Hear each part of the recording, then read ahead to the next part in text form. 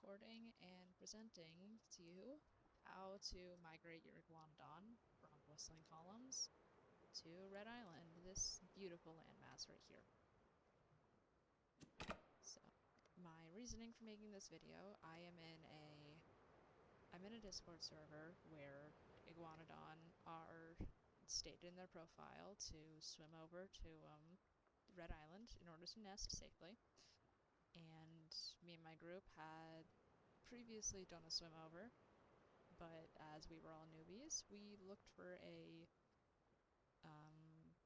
guide, and we could not find one. So I thought, hey, I am more or less the leader of that herd, so I might as well make one. Iguanodon and Lambeosaurus, they both can make it. I don't know if it is in their profile, but whatever.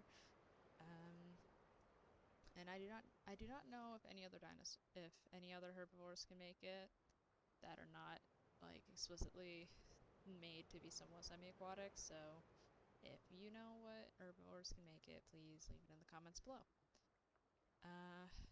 Okay, so first things first, before I give a demonstration, we're going to go through subspecies and abilities.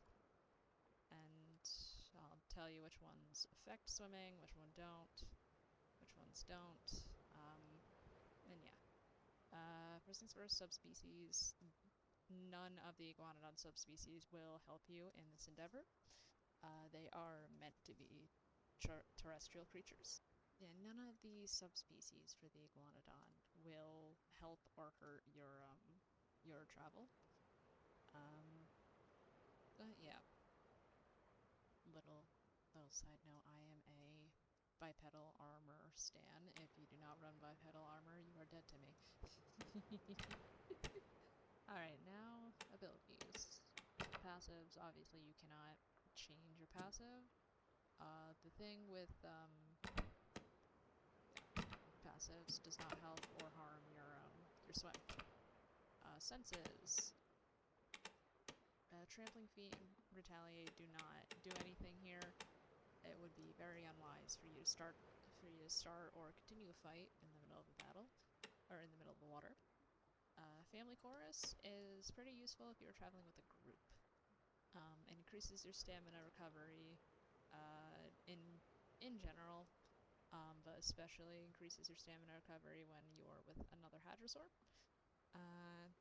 And as terrestrial herbivores, it is pretty useful when you get on land and you need to recover stamina. It keeps you from spending like an extra minute sitting on the outcropping waiting to swim across. As well as if you're getting chased by something, it gives you just that extra time to get back in the water and continue swimming. Metabolism, or not metabolism, front limbs. I could have gone on to metabolism. None of your front limbs will do anything. I believe, in general, the only attack you can use in the water is tail attack, but that's great back limb. Metabolism. I like to run herbivore so that I do not die of starvation while swimming, which, if you are smart, you won't die of starvation. But I like to run it just because, also, there are only two, I believe, berry bushes on Red Island, so for the trip over at least, it is useful to keep your food as high as possible, and then you can swap to forager to get more food for more things. Next thing, thick scutes. If you are a subadult or you happen to run out of stamina and start swimming, and you start drowning, thick scutes is good to help you recover your HP. None of these really do anything in the water. Second wind, I guess, can help you a little bit if you're getting attacked by something. But other than that, thick scutes I think is the best one, because if you happen to start drowning on the path over, you can recover that HP back and continue going. Legs, none of the legs will help with this. Unfortunately, back limb. Now, like I said, with the tail attack, that is the only attack I believe that will work in the water. and it can be pretty useful, especially if you're on a server where there are big carnies that like to swim around the area. They can help you possibly, at least the tail attack can help you possibly avoid a killing blow. Other than that, nothing else really does anything. So, let's go to the map next. The route we will be taking is from right here or any of the surrounding areas, like one of these, to right about here. This pillar right here has a beach that you can rest on. It is big enough for a small to medium herd, and you can make it here with about half stamina. A little bit under half if you are a subadult. Once you get there, your next stop is this big island right here. This is big enough for your entire herd. If it's a big herd, there are beaches on both sides. If for whatever reason you get caught over here, adults can make this with about 1/4 stamina remaining.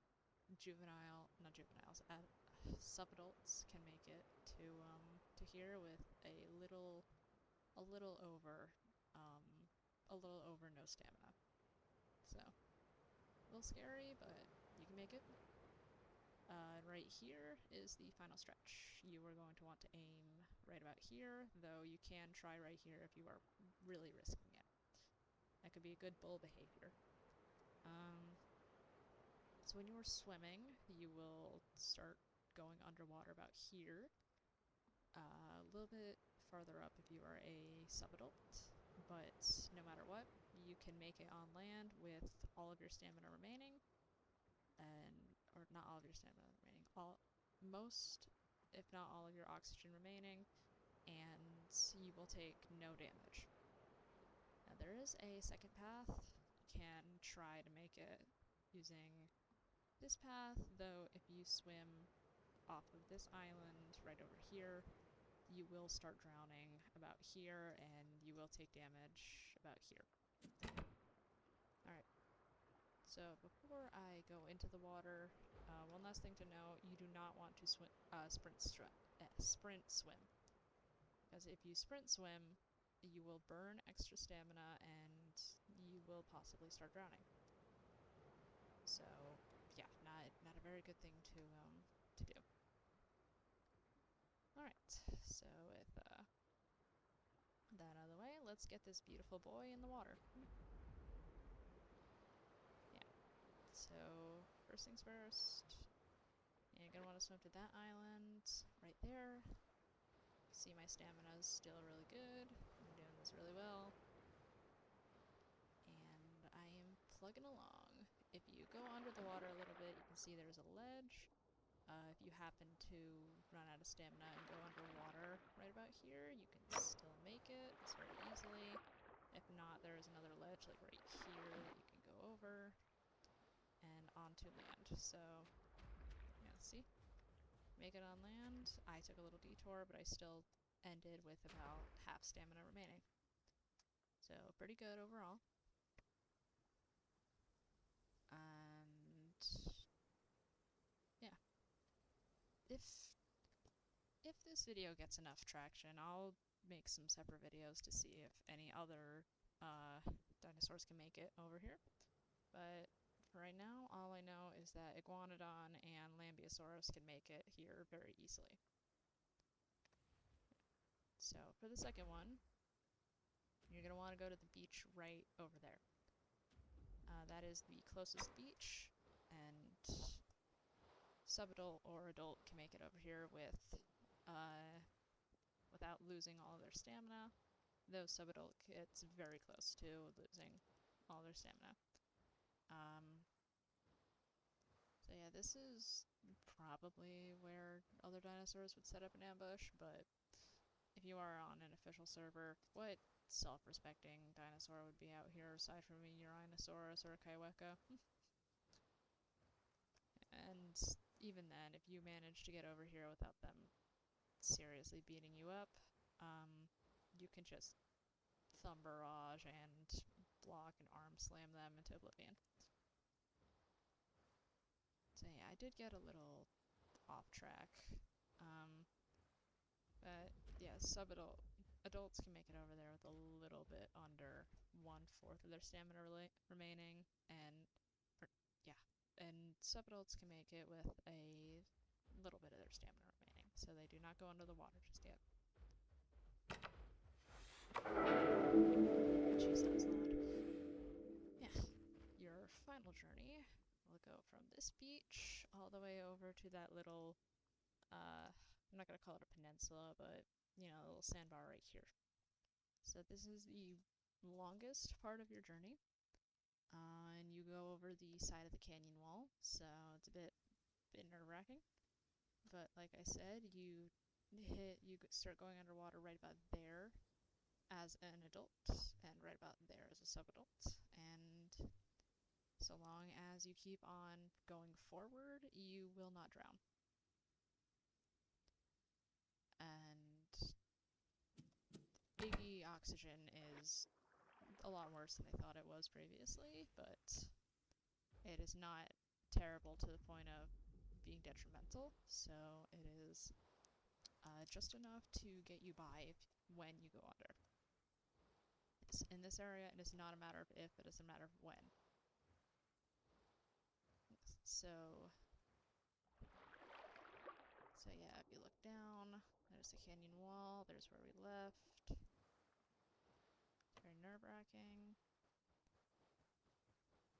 But yeah, imagine this, but like as a herd, like 20 strong, when the 200 player servers are released. That would be epic. But yeah, you're gonna want to aim right there, because if you don't aim right there, you're gonna start taking drowning damage, because you're going into the coves. So yeah, right about here is when you lose stamina. And right there is when your oxygen starts depleting, but even then, you just keep keeping on, and you've made it. Congratulations!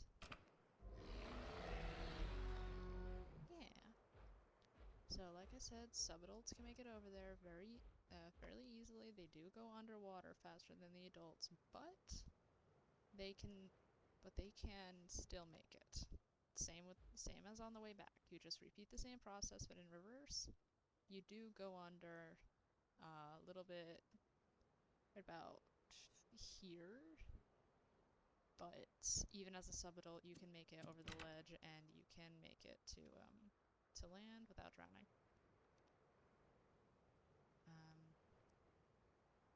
Yeah. So I hope you enjoyed. I hope you enjoyed this video. Please stay tuned for the next ones if people want them. And stay safe and happy hunting. I will see you all on the flip side. This is Frostbite, and peace out.